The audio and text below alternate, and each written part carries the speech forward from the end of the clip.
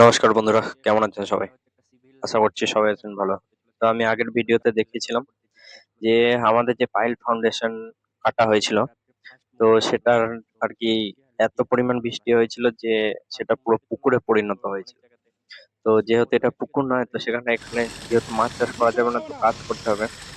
ঠিক আছে? তো সেই জন্যই আমরা কি করেছিলাম যে মানুষজন দিয়ে কিচাড়-টিচাড় পরিষ্কার পরে আবার কাজ শুরু করেছিলাম। তো কাজ শুরু করার একদিন পরে মানে একদিনের মধ্যে আমরা বটম স্টিলটা বিছিয়েছিলাম। তো দেখতেই পাচ্ছেন। তো তার মধ্যে কি হয় যে আবার বৃষ্টির জন্য আবার কিচাড় ঢুকে যায়।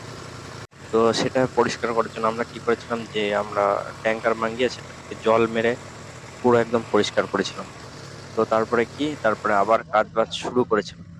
ঠিক আছে? তো তারপরে কিছুক্ষণ কাজ করার পরে মানে ০.৫ ঘন্টার মতো কাজ করার পরে আবার বৃষ্টির ফলে আবার কিচাড় ঢুকে যায়। আবার তারপরে দেখুন মানে হালকা হয়েছিল, তো সেইজন্য হাতে করে নিচে থেকে যতটা হচ্ছিল যে সাফা করছিল ওরা।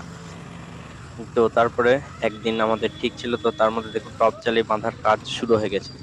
ঠিক আছে? কিন্তু এই যে টপ জালি বেঁধেছে, তো আমরা আগে যে বাধার সম্মুখীন হয়েছিলাম সেরকম বাধার আবার সম্মুখীন হয়েছি।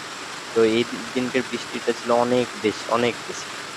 ঠিক আছে? তো ভাবছিলাম যে আর হয়তো আবার স্টিল হয়তো পুরো যে জালিটা বেঁধেছিল সেটা পুরো খুলতে হবে। তো দেখুন কিভাবে জল ঢুকছে ওইদিকে। ঠিক আছে? কিন্তু আমাদের ভাগ্যটা ভালো ছিল যে অতটা সমস্যা হয়নি। আর সমস্যাটা হয়নি এই কারণেই যে এই চারিদিকে পুরো বাঁধ বানিয়ে দিয়েছিলাম একটা। তো ওই সাইডে একটু বাঁধ ভেঙে হালকা জল ঢুকেছিল একটু, আর এইদিকে দেখুন পুরো জল একদম এইদিকে নদীর মতো হয়ে বয়ে যাচ্ছে একদম। তো এই এত পরিমাণ জলের পরেও যে ওখানে আমরা কাজ করতে পারবো এটা কখনো ভাবিনি। তো এই ছিল আজকের আপডেট।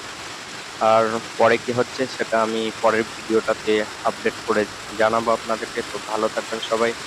আর চ্যানেলে নতুন হয়ে থাকলে সাবস্ক্রাইব করে রাখবেন এই ধরনের ভিডিও দেখার জন্য। বাই। ভালো থাকবেন। আর ফেসবুক থেকে দেখলে ফলোটা অবশ্যই করে রাখবেন।